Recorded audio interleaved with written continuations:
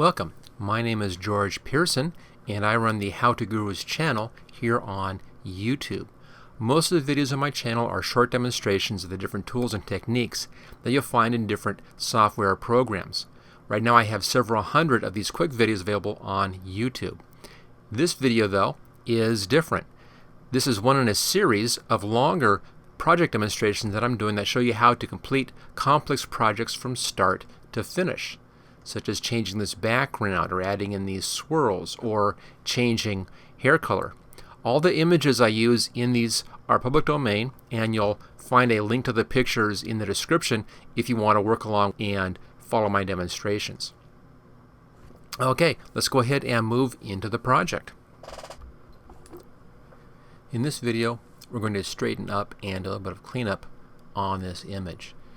Let me show you some of the problems. Obviously, this is a dramatically crooked image here. Two ways of straightening our image up. We can either rotate the layer that it's on, or we can rotate the whole image. I'm going to first make a copy of my layer here. Just like that. We'll work on this secondary layer. I'm just going to call it 0, 1. And we'll keep that as a backup. Okay, let's take a look at first rotating just the layer. Do an edit and transform and rotate. And that gives us rotational handles. And I can then pull those around and rotate the image just like that and get it nice and straight. Notice up here on my little angle, it's about a 19.30 rotation. I could go a little further if I wanted to. Maybe as far as about 20 degrees. That gets a pretty level. Now the problem with that, of course, we have these big open areas. We'll deal with those. That isn't a big issue. We lose her arm down below here. That is an issue. It doesn't look as nice of a shot by losing that bit of that arm. We also lose our horizon line up there. So this looks like this might be sky or something. It becomes confusing by not having that horizon line. So I want to keep the arm and the horizon line. Losing a bit off the right side and the left side, that doesn't matter. So, we lose some information by doing just a simple rotate. Okay, let's just cancel that. Other way to do this is to rotate the whole image. Arbitrary, I'll put in 20 degrees on this one. There we go. Now if I change the view here to fit on screen, you can see there it is. It's now fit onto the screen. We've retained that bit of the arm down here. We'll retain our horizon line in there, that mountain line actually. And the image has expanded to fit that shape. What this does, though, it gives me a lot of empty area I need to fill in because it's expanded way outside. So that's doing too much of an expansion, too much stuff to fill in. We don't need all that extra information. We want to kind of focus in here on this girl. Okay, let's just undo that rotate. So it looks like the right rotation is going to be using the rotate layer, but we need to have a bit more canvas so we retain the top and bottom, which is this corner and that corner on that. So we're going to expand our canvas vertically but not horizontally. Now before I do that, I'll do one more thing here. Maybe putting in a new layer right there. I'll fill that layer with black. I'll just have that for reference later on. That gives me the actual size right now of this image. We're going to expand the image. We're going to do our fixes and adjustments. We're then going to bring our image back down again by using content aware move to resize that top of the image down back inside of our basic shape. Okay, let's go back over to our layer and let's rotate this. Edit, transform, rotate. And get it back about where we want it, which was about 20 degrees or so. Just like that. And again, we don't have content top and bottom, so I want to expand my image vertically here to show us that content. So image, canvas size, and here's our centered image. Let's change this to %, and I'll put this at, actually right down here, 120% for the height. That expands the image, and we get a little bit of our arm down here. So that's okay. And we have a bit of our horizon up there. So that's about all we really need. I could use my cursor keys here and bring the image up just a little bit, a little more of the arm showing. I don't need to show all of that horizon, just enough of the horizon just so we can see a horizon in there. Okay, so that then enlarges our picture. not going too far so that we don't have to fill in too much stuff here. And we have our rotation about where we want it. You can see here that's how much image we added in on that. We'll bring that back out again later on. Okay, so we have our rotation done. We now need to fill in these areas. So I'm going to go over here to the magic wand tool. There it is. And make sure that contiguous is unselected. So anything I select is going to select anything that matches throughout the whole picture. So I'll click over here in the transparent area, and that gives me all the transparent areas. There we go. Now we're going to be using a content aware fill to fill these areas with content from our image. It's a real cool feature over here under fill. Now when you do this, and if you have your selections right up against the edge of your image like this, you're going to see a line where that edge is. So to hide that line, we want to expand our selection a little bit into our picture, put a little bit of an overlap in there so that we don't get that edge showing. Again, easy enough to do. Go up to Select, come down to Modify, and Expand. And I had that set here for 5 pixels. Your number may be different depending upon the size of your original image, but it'll be a pretty low number. Choose OK, and there you go. It just expanded the selection just a little ways into the picture, and that will then hide any lines showing. Okay, so that's all set to go. We now can do our content aware fill. Edit, fill, there we go. Brings up the fill dialog box. We can fill with a foreground, background, or a color, pattern, black and white, 50% gray, or right here, content aware. That's the one that you want. Choose OK, and we'll let Photoshop do its magic. There we go. We've now filled in that area. Looks pretty nice down here. Looks pretty good over here. Actually, looks great over here. Looks good up here. Nice over here. We have a little bit of a problem right there. And that's kind of strange right here. So I'll do a little bit of Photoshop effects in here to come in and hide some of this imagery. We'll probably use the clone stamp tool for that. Let's just deselect. There we are, and you really can't see where the line is. You can see maybe a little bit of a line-ishness happening there, but I don't think anybody's going to notice it. You can't see anything over here. You can kind of see where the line was down in here by the contour of the dirt, but it doesn't really show. It's not really noticeable. And you can see a little bit where the line was right there, but we'll fix all that stuff. Okay, so the horizon looks good except for down here. It's okay over there. I don't worry about that, except I don't want to actually have that. So we'll use our other tools here. Let's use the clone stamp tool. I'm going to clone from in here and just clone down here and just get rid of that. We'll start off with that. Hold the Alt key down, choose your start point, come down, and we'll begin painting in there. And that's just to repair that little bit of the horizon, and just a couple more touches in here to get rid of that extra little stuff. There we go. So we fixed that horizon.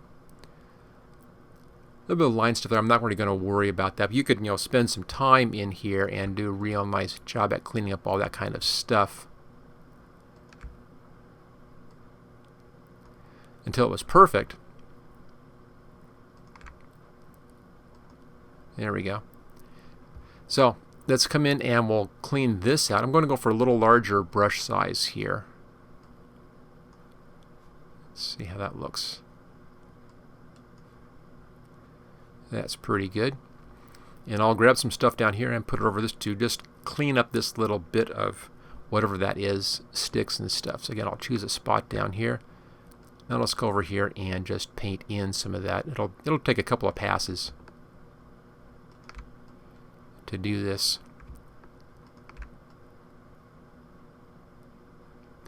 Now you don't need to be perfect on this, and using a larger brush size helps.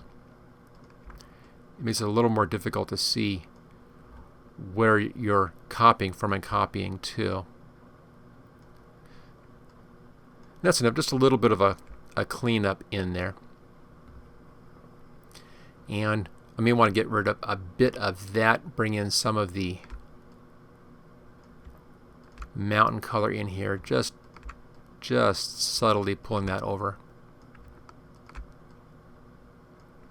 We'll be doing a major shift on that top in just a minute. Okay, so we have our horizon line, Has some nice water happening in here. We have a little bit of dirt. That's fine. Everything looks good down here. That looks good. The arm looks nice. So we're good at this point. Now we have one problem left, and that's the picture is the wrong size for our original ratio. So let's just fix that. I'm going to hide that. Let's bring back up our black layer here. And then using the cursor keys, I'm just going to bring that down maybe a little faster by dragging that down. Oh, I'm on the wrong layer. No wonder it's not working. There we go. We'll fix that in a second. Okay, using my cursor keys, let's bring this down to get down to the bottom again. Just like that. So there's the bottom. And that's the size I want my picture to be. Let's go back up here to our picture. And again, using the cursor keys, let's, on the wrong layer again. Easy mistake to make, as you can see. There we go. Okay, let's put our image back up. Over to the right just a little bit.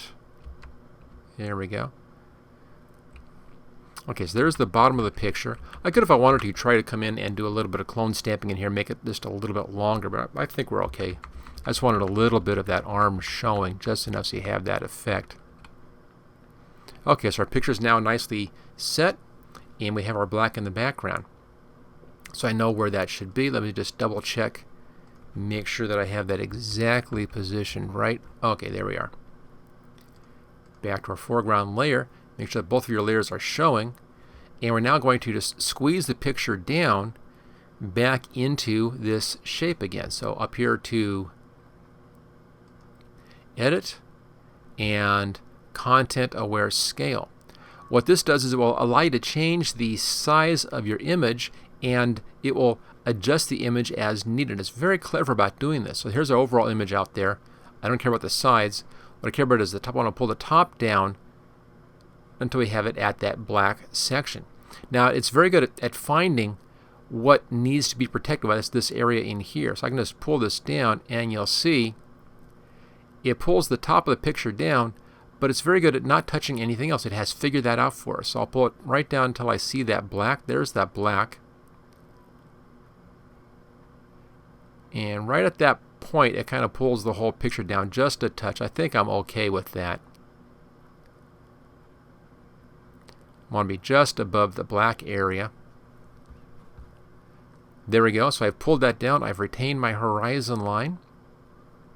It's made its adjustment in the water area, which is fine. Kid looks good. I still have that arm showing. We filled in this area here, filled in that area there, and so forth. And over here, let's go ahead and approve that. Now all we have left to do is to bring this whole image down to the correct image size. So I'll come down to this layer, grab our crop tool, pull the crop tool down, and sticking with the original ratio, I don't want to have that. Let's go to unconstrained. There we go.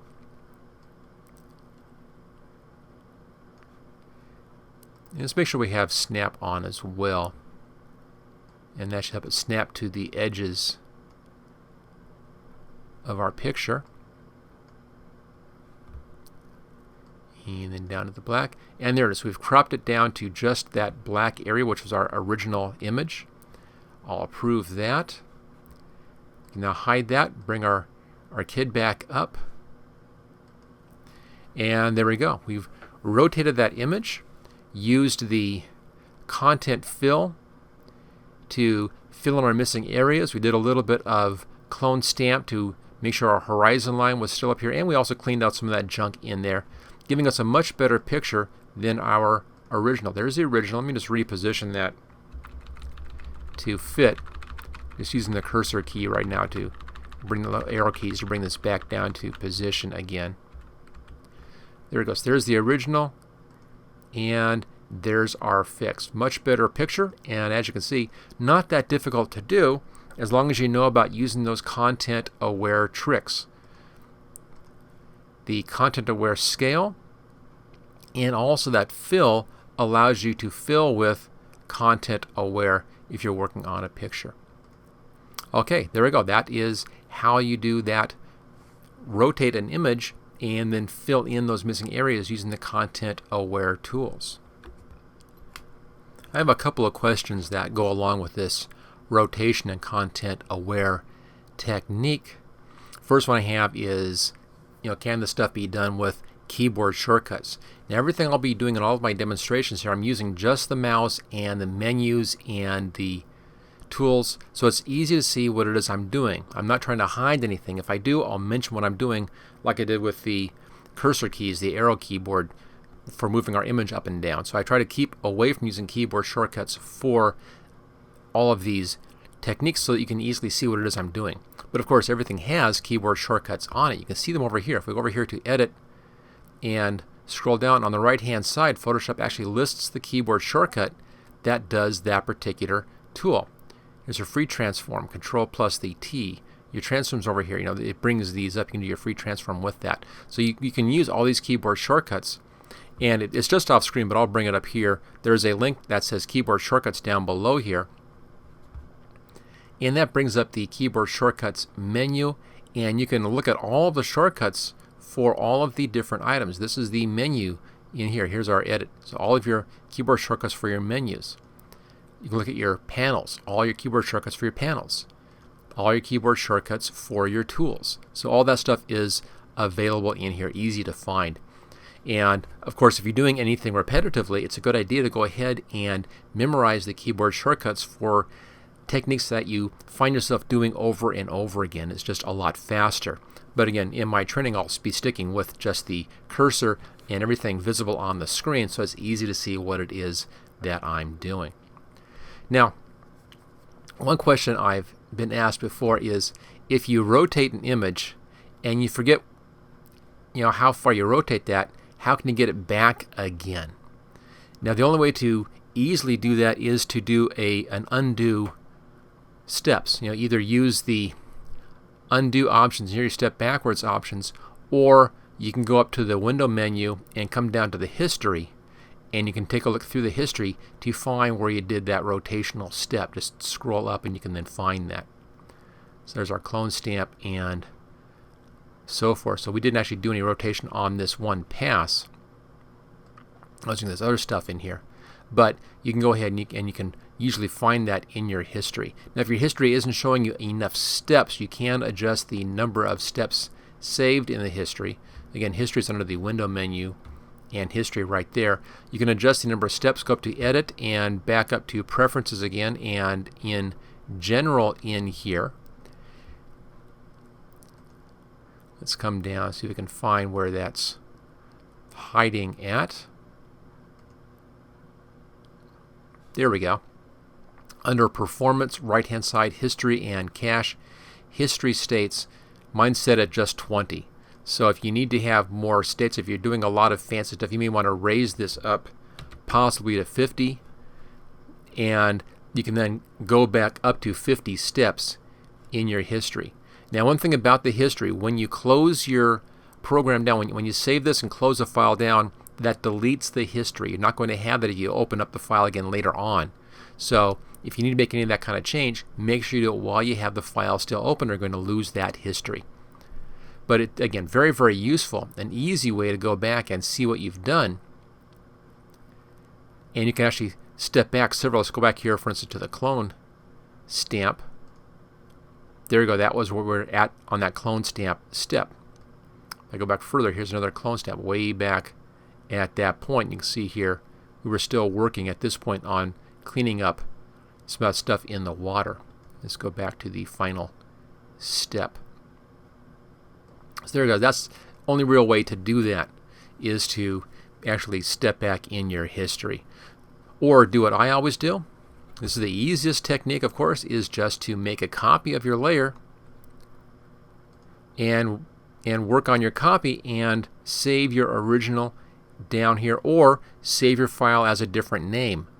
Either way, so that you retain your original. That way you can always go back to your original if you have to, if you have any problems. That's why I always make that additional layer, and I work on my additional layers in Stiz. I can always go back, not just to be able to show you before and after, but it gives me that protection. I can always go back to that state if I have forgotten something in there. Now, you are able to Save history states. This gets a little bit advanced in here. You can come in, you can take snapshots of a history state and then have that one, be able to come back to that snapshot at a later time if you need to. See, there is more that you can do with this, but generally you're going to be losing all those steps whenever you close down the file. And the last question, if you make your selection, see if we can bring our selection back up again, see if it's, no, we lost that selection in there. But let's say you still had your selection, and when you made your selection and you did your content aware fill, but you forgot to expand that selection, is that going to cause you a problem?